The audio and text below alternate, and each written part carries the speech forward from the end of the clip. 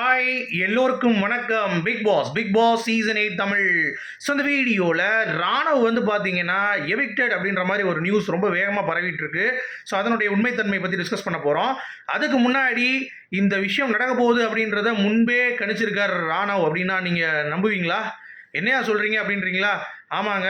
அதனாலேயே இன்னும் ஒரு சில பேர் வந்து பார்த்தீங்கன்னா இது வந்து ஸ்கிரிப்டடாக இருக்குமோ ஒருவேளை அப்படின்ற மாதிரி வந்து பார்த்தீங்கன்னா பேசிகிட்டு இருக்காங்க. ஸோ அதனுடைய உண்மைத்தன்மை அதை பற்றி இந்த வீடியோவில் நம்ம அலச போகிறோம்.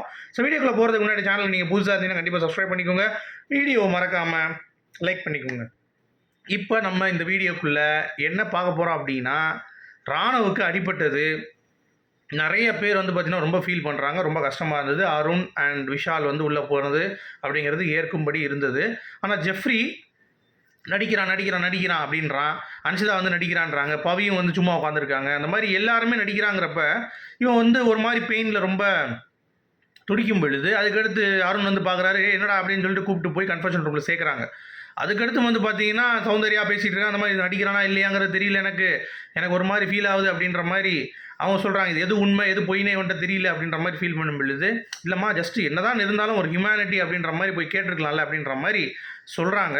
ஸோ இதெல்லாம் ஒரு பக்கம் வந்து ரொம்ப ஃபாஸ்ட்டாக போயிட்டு இருக்கும் பொழுது திடீர்னு பிக் பாஸ் அனௌன்ஸ்மெண்ட் வருது. இந்த மாதிரி அவர் வந்து மருத்துவமனையில் அனுமதிக்கப்பட்டிருக்கார் அப்படின்ற மாதிரி. 3 வாரங்கள் வந்து பார்த்தீங்கன்னா வர முடியாது, விளையாட முடியாது. அப்போ டிக்கெட்டு ஃபினாலே விளையாட முடியாதா? விளையாட முடியாது.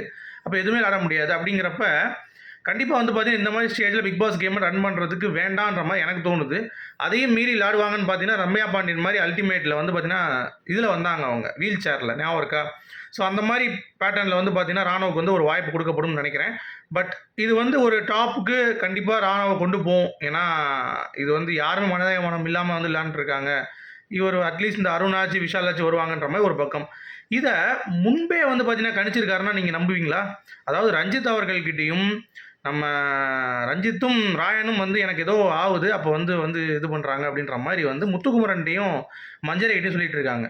ஸோ எனக்கெல்லாம் கனவு வருது இந்த மாதிரி முத்துக்குமரன் சொல்கிறப்ப எனக்கும் ரொம்ப வருது, டெய்லி ஒரு கனவாக வருது அப்படின்றாரு. என்னடா அப்படின்னு சொல்லி கேட்குறப்ப இந்த மாதிரி பெரிய பிரச்சனை, ரஞ்சித் ரயான்லாம் வந்து நிற்கிறாங்க எனக்காக பேசிகிட்டு இருக்காங்க அப்படின்ற மாதிரிலாம் வந்து ஒரு கற்பனை அவருக்கு, ஒரு கனவு அப்படின்றாங்க. என்னடா அப்படின்ற மாதிரி யோசிக்கிறாங்க.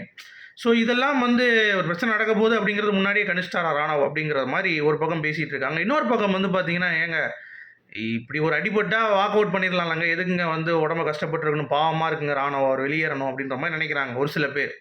ஏன்னா அடித்து எதுக்கு திருப்பி போய் உட்காரணுன்றேன், வலிக்கும் பயங்கரமாக. ஃப்ராக்சர்னால் நீங்கள் சும்மா பிக் பாஸ் வீட்டில் இருக்க முடியாது, டாஸ்க் கூடுவோம் அது கூடுவோம் இது கூடுவாங்கிறப்ப அவங்க வெளியேற்றிடலாம்னு சொல்லி ஒரு சில பேர். ஒரு சில பேர் வந்து பார்த்தீங்கன்னா இதெல்லாம் நல்ல நடிப்புங்க. சொச்ச பேர் சும்மா ஸ்கிரிப்டுக்காக பண்ணுறாங்க. என்னங்க இது? அது எப்படிங்க கீழே இல்லை ஜெஃப்ரி தான் போட்டு விட்டான்லங்க, உடைச்சிட்டான் உண்மையை. கீழே இப்படி தான் விழுந்தான்றான், இங்கே வலிக்குதுன்னு எப்படிங்க இருக்கும்? இங்கே தானே தள்ளி விட்டான், இங்கே எதுக்கு வலிக்குதுன்ற மாதிரி அவன் கேட்டான். ஸோ இதெல்லாம் நம்புறபடி இல்லைங்க, இதெல்லாம் சும்மா ஸ்கிரிப்டடுங்க அப்படின்ற மாதிரி இன்னொரு பக்கம். ஸோ ஆக மொத்தம் வந்து பார்த்தீங்க அப்படின்னா நமக்கே வந்து ரொம்ப ஷாக்கிங்காக இருக்குது. என்னடா இது, என்ன நடக்குது, இது வந்து டிஃப்ரெண்ட்டாக இருக்கே பார்க்குறதுக்கு அப்படின்ற மாதிரி ஒரு ஃபீலு. பட் இந்த ஃபீலே வந்து பார்த்தீங்கன்னா ஒரு த்ரில்லிங் எக்ஸ்பீரியன்ஸ் மாதிரி இருக்குது. டக்கு நடக்குது காலைல. நேற்று நைட்டே வந்து நிறைய பேர் இந்த மெசேஜ் வந்து கசிஞ்சிருச்சு. ஒரு பக்கம் வந்து முத்துக்குமரன் வார்த்தைகள் வந்து பார்த்தீங்கன்னா சௌந்தர்யா பற்றி தவறாக விடுறாருன்ற மாதிரி ஒரு இது. அவரே ரெட் கார்டு வாங்கிட்டு போகிறேன்றாரு, அவரே சொல்கிறார் முத்துக்குமரன். இன்னொரு பக்கம் ஜாக்லின் சௌந்தர்யாவுக்கு அடிபட்டு அவங்க 2 பேர் நாறுது. இன்னொரு பக்கம் தீபக் வந்து பார்த்தீங்கன்னா டைல்ஸ் இஷ்யூவில் வந்து அவருக்கு ஒரு கேஸ் ஃபைல் ஆகுது. எல்லாம் கூட்டி கழிச்சு பார்த்தீங்க அப்படின்னா இன்னொரு பக்கம் இந்த அருண் அப்புறம் ராணவ் எல்லாம் உள்ளே போய் கரெக்டாக கன்ஃபெஷன் ரூமில் மக்களுக்கு எதிராக வந்து ஒரு ஆதரவாக மக்களுடைய அனுபவங்களை வந்து பெற்றிருக்கிறார்கள் அப்படின்ற மாதிரி ஒரு நியூஸு. ஸோ ஒரு பக்கம் அர்ச்சனா வேறு கிளம்பி வந்துட்டு பார்த்தீங்க அப்படின்னா எனக்கு அருண் பண்ணது இப்படியே அடிக்கிறீங்க அப்படின்ற மாதிரி அவங்களுக்கு சாதகமாக ஒரு வீடியோ.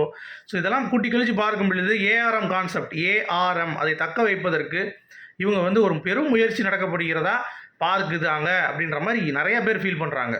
கொஞ்சம் பேர்லாம் இல்லை, நிறைய பேர் நான் கமெண்ட்டில் பார்த்துட்டேன். ஸோ நீங்கள் எப்படி பார்க்குறீங்க? ஏன்னா நான் ரிவ்யூவராக இதை கருத்து சொல்ல முடியாது, இதை பார்க்குற வரைக்கும். நான் பார்த்துட்டுங்கன்னா கண்டிப்பாக பேசுகிறேன். உங்களுடைய கருத்து என்ன அப்படிங்கிறத சொல்லுங்கள். மீண்டும் சந்திப்போம். Good bye.